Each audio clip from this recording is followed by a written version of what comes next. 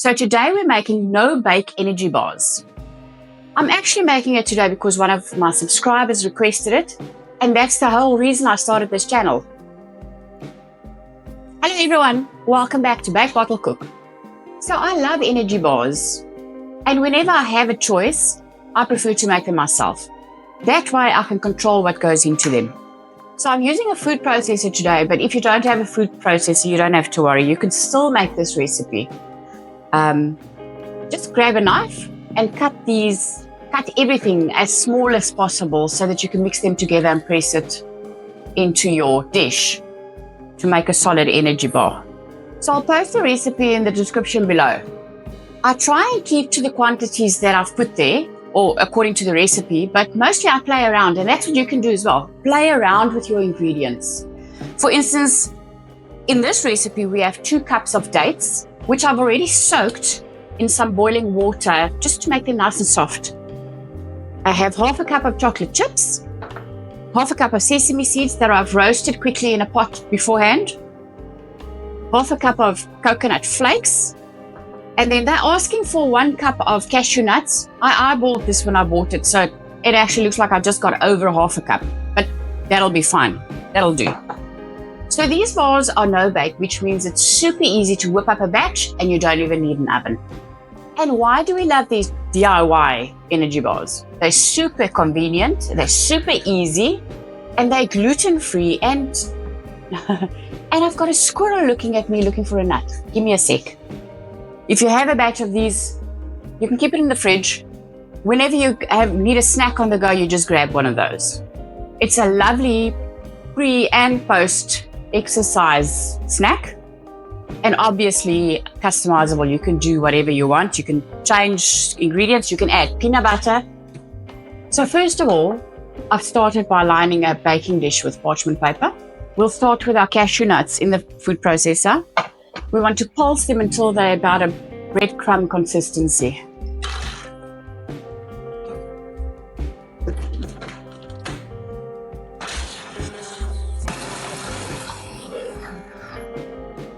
Okay, that should be fine.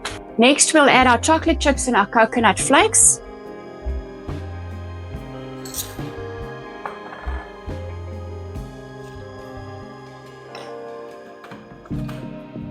We'll also pulse these until it's nice and fine.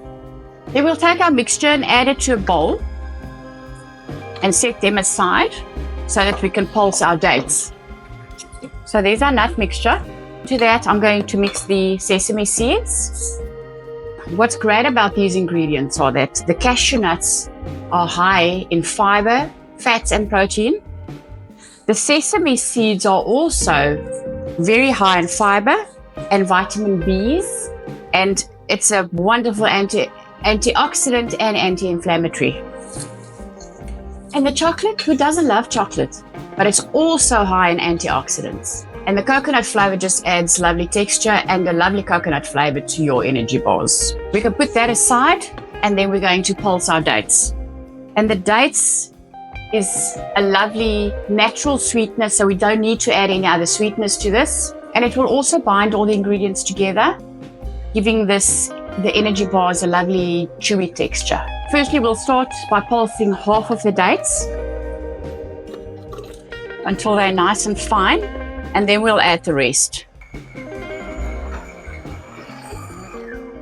If you see your mixture is a bit dry, just add a tablespoon of water.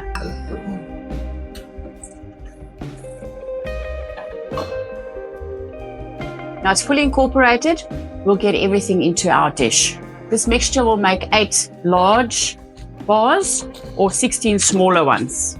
I have a piece of spare parchment paper in the drawer, so I'll just use that to level out my energy bars.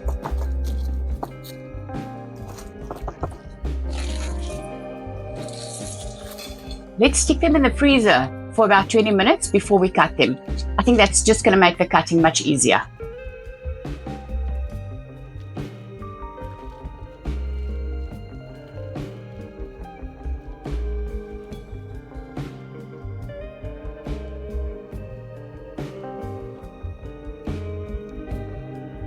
You can store these energy bars for 48 hours at room temperature in an airtight container.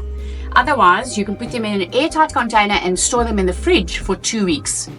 Don't let them stand out in room temperature for more than 48 hours. And then you can also freeze them, actually. Wrap them individually and freeze them in the freezer for about 3 months. I can't wait. I have to have a taste.